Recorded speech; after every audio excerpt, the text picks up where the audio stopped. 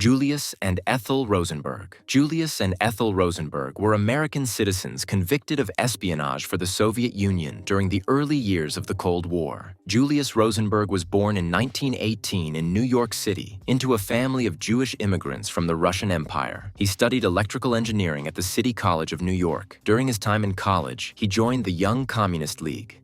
Ethel Rosenberg, born Ethel Greenglass in 1915, also in New York, was involved in leftist political circles and worked as a secretary. The couple married in 1939. During World War II, Julius worked as a civilian engineer for the U.S. Army Signal Corps. According to later investigations, Julius began recruiting other individuals to spy for the Soviet Union, including his brother-in-law, David Greenglass, who worked at the Los Alamos Laboratory, one of the main sites of the Manhattan Project. David Greenglass provided sketches and notes related to the atomic bomb, which he claimed were passed to Soviet agents through Julius. He also testified that Ethel typed up the notes. Based largely on this testimony, the FBI arrested Julius in July 1950 and Ethel shortly after. Their trial took place in March 1951. The Rosenbergs were charged with conspiracy to commit espionage. They pleaded not guilty and denied all allegations. The defense argued that the evidence was weak and that the couple was being targeted for their political beliefs. Despite international protests and appeals for clemency, Julius and Ethel Rosenberg were convicted and sentenced to death. President Dwight D. Eisenhower rejected calls to commute the sentences. They were executed by electric chair at Sing Sing Prison on June 19, 1953. Declassified documents from the Venona Project later confirmed that Julius had worked with Soviet intelligence. However, the extent of Ethel's involvement remains disputed.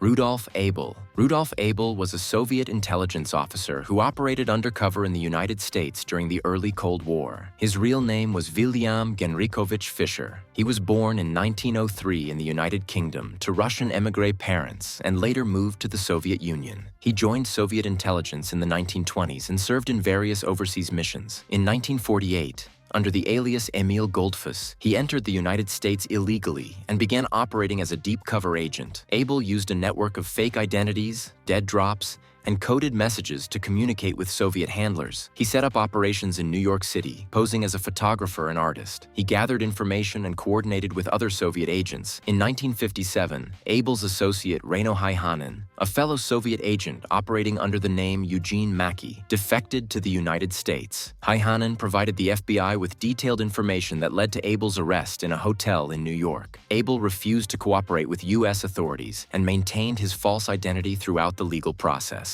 Abel was tried in federal court and convicted of conspiracy to commit espionage. He was sentenced to 30 years in prison. His defense attorney, James B. Donovan, argued for leniency, emphasizing that Abel had not committed acts of violence and could be valuable for a potential prisoner exchange. In 1962, after serving just over 4 years, Rudolf Abel was exchanged for Francis Gary Powers, an American U-2 pilot shot down over Soviet territory in 1960. The exchange took place on the Glienicke Bridge between West Berlin and Potsdam, a location that would become symbolic of Cold War espionage swaps. After returning to the Soviet Union, Abel was welcomed as a hero. He lived in Moscow until his death in 1971. His case became widely known through media coverage and later inspired books and films, including the 2015 movie Bridge of Spies. Aldrich Ames. Aldrich Ames was a CIA officer who became one of the most damaging spies for the Soviet Union during the Cold War. Ames was born in 1941 in Wisconsin and joined the CIA in 1962. He came from an intelligence background, as his father had worked for the CIA as well.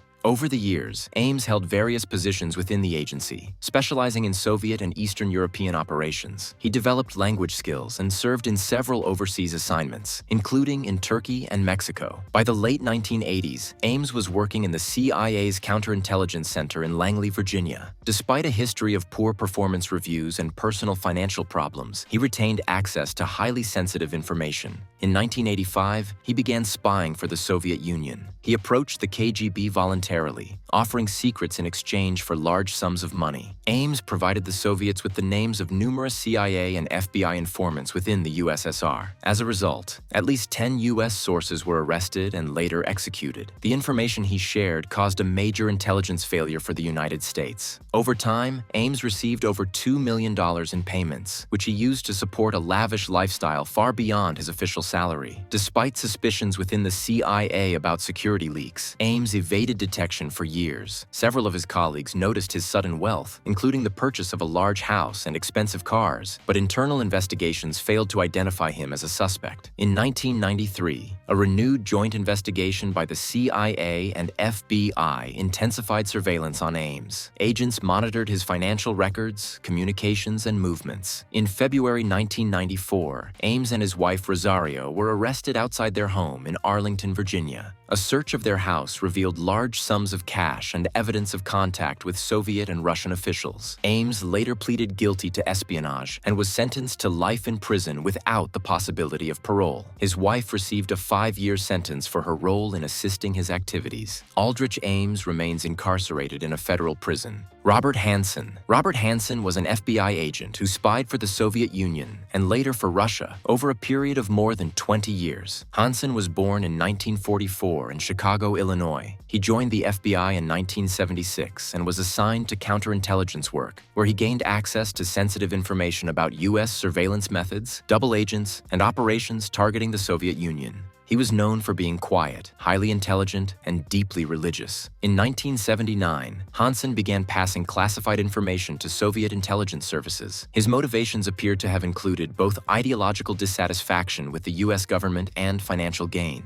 Over the years, he used dead drops leaving materials in hidden locations and anonymous messages to communicate with his Soviet and later Russian handlers. He received over $1.4 million in cash, diamonds, and bank funds in exchange for his services. Hanssen's leaks included the names of Russian double agents working for the United States, details of surveillance tunnels under the Soviet embassy in Washington, and highly classified technical operations. At least 3 Soviet agents were executed as a result of his disclosures. In 2000, the FBI received information from a former KGB source that included a fingerprint and voice recording from the unidentified mole. Investigators matched the data to Hanssen and launched a covert operation to monitor him. In February 2001, Hanssen was arrested in a park in Virginia after placing classified materials at a dead drop site. He was charged with espionage and eventually pleaded guilty to 15 counts in exchange for avoiding the death penalty. He was sentenced to life in prison without parole. Operation Illegals. In 2010, the FBI uncovered a network of Russian deep-cover agents living in the United States, posing as ordinary American citizens while secretly gathering intelligence for the Russian Foreign Intelligence Service. The agents had adopted false identities, obtained forged documents, and integrated into American society. They held regular jobs, lived in suburbs, and maintained seemingly normal lives. Their mission was to develop relationships with influential Americans and report political and economic information back to Moscow. One of the most publicized members of the group was Anna Chapman, a Russian national who had lived in the United Kingdom before moving to New York. She was active in real estate and social circles and communicated with her handlers using encrypted messages and covert wireless transmissions. Her striking appearance and media presence made her the most recognizable figure of the case. The group used traditional espionage methods such as invisible ink, coded radio messages, and brush passes, alongside modern tools like laptops and encrypted emails. In June 2010, the FBI moved to arrest the agents after discovering that one of them, Christopher Metzos, was preparing to flee the country. He escaped, but the other 10 were arrested in various locations across the U.S. They were charged with conspiracy to act as unregistered agents of a foreign government, not espionage, as they had not yet obtained classified materials. Just days after their arrest, the U.S. and Russia agreed to a high-profile spy swap. The 10 agents were exchanged for 4 individuals held in Russia who had been convicted of spying for Western countries. The exchange took place on the Glienicke Bridge in Germany, the same location used in the 1962 Abel Powers exchange. Following the swap, Anna Chapman became a media figure in Russia, while the other operatives largely returned to private life. Morris and Lona Cohen. Morris and Lona Cohen were American citizens who worked as Soviet agents during and after World War II. They played a key role in Soviet atomic espionage and later operated internationally under false identities. Morris Cohen was born in 1910 in New York City to an Eastern European Jewish immigrant family. He became involved in leftist politics during his college years. He served in the Spanish Civil War and later joined the U.S. Army during World War II. Lona Cohen born in 1913 in Massachusetts, also became politically active and shared her husband's communist beliefs. During the 1940s, the couple was recruited by Soviet intelligence, and they began working as couriers and agents inside the United States. They were part of the espionage network that included Julius and Ethel Rosenberg, and they helped transfer sensitive information related to the U.S. atomic bomb project to Soviet contacts. Lona Cohen is believed to have smuggled documents from Los Alamos, including detailed drawings and notes on nuclear weapons designs. She hid them inside a tissue box and delivered them to Soviet operatives. As the FBI intensified its efforts to dismantle Soviet spy networks in the early 1950s, the Cohens left the United States and moved to the Soviet Union. They later resurfaced in the United Kingdom under the names Peter and Helen Kroger, posing as Canadian book dealers. From London, they continued their work for Soviet intelligence, serving as part of the Portland spy ring, which passed British naval secrets to Moscow. They used radio transmitters and microdots to send classified information. In 1961, British authorities arrested the couple along with several other members of the network. Morris and Lona Cohen were convicted of espionage in the UK.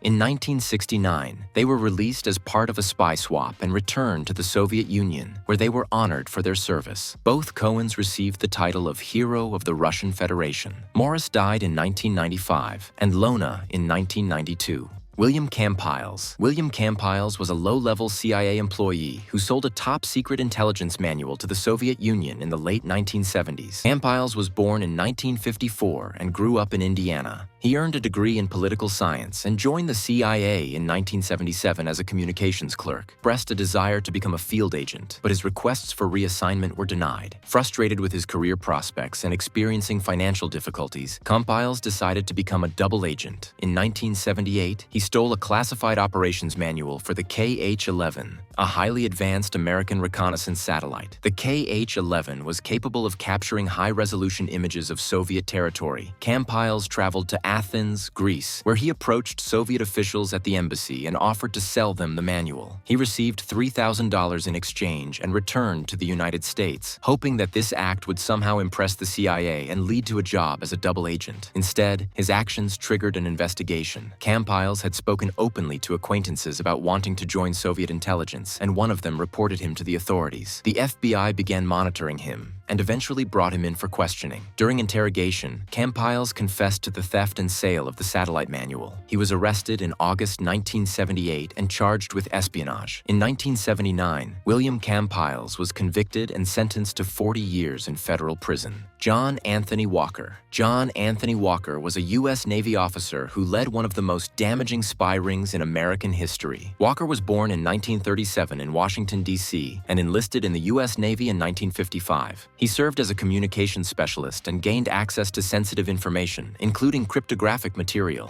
In 1967, Walker walked into the Soviet embassy in Washington, D.C., and offered to sell classified documents. The Soviets accepted, and he began passing them large volumes of material, including encryption keys, communications logs, and technical manuals. One of the most significant items he provided was the key list for the Navy's secure communications system, which allowed the Soviets to decode U.S. naval messages in real time. Walker continued his espionage activities after retiring from the Navy in 1976. He recruited several people into his spy ring, including his brother Arthur, a retired Navy lieutenant commander, his son Michael, who served on an aircraft carrier, and Jerry Whitworth, a Navy communications specialist. The volume and consistency of the intelligence compromised made it possible for the Soviet Navy to track American submarine movements and understand U.S. naval strategy in unprecedented detail. In 1985, Walker's ex-wife Barbara alerted the FBI to his activities. She had been aware of his espionage and decided to come forward out of concern for their son's involvement. The FBI launched an investigation and eventually arrested Walker in May 1985 after he was caught leaving documents at a dead drop site in Maryland. Walker pleaded guilty and was sentenced to life in prison. His brother and son also received long prison terms, and Jerry Whitworth was sentenced to 365 years. John Anthony Walker died in prison in 2014. Christopher Boyce and Andrew Dalton Lee. Christopher Boyce and Andrew Dalton Lee were two Americans convicted of selling classified information to the Soviet Union in the 1970s. Christopher Boyce was born in 1953 in California. He came from a well-connected family and was considered intelligent and capable. In 1974, at the age of 21, he obtained a job at TRW, a defense contractor with access to highly classified communications between the CIA and U.S. allies. His position granted him a top-secret clearance despite his youth and limited experience. Boyce became disillusioned with the U.S. government after reading internal CIA cables related to foreign policy in countries like Australia. He believed that the agency was manipulating foreign governments and decided to expose what he viewed as unethical behavior. However, rather than going to the press or authorities, he chose to sell the information to the Soviet Union. To act as his courier, Boyce recruited his childhood friend Andrew Dalton Lee, a drug dealer nicknamed the Snowman. Lee traveled to Mexico City, where he met with Soviet agents at the embassy and delivered documents in exchange for cash. These meetings took place repeatedly between 1975 and 1976, with Lee smuggling classified material out of TRW and collecting payments. Unlike Boyce, Lee was driven primarily by money. His erratic behavior and involvement in drug trafficking raised suspicion. In January 1977, Mexican police arrested him outside the Soviet embassy for loitering and possession of classified materials. He was turned over to the FBI and quickly implicated Boyce. Both men were arrested and charged with espionage. In 1977, Boyce was convicted and sentenced to 40 years in prison. Lee received a life sentence. In 1980, Boyce escaped from prison and remained on the run for 19 months before being recaptured. He received an additional 28 years for the escape. Boyce was released from prison in 2002 and Lee in 1998. Their story became widely known through the 1979 book The Falcon and the Snowman and its 1985 film adaptation.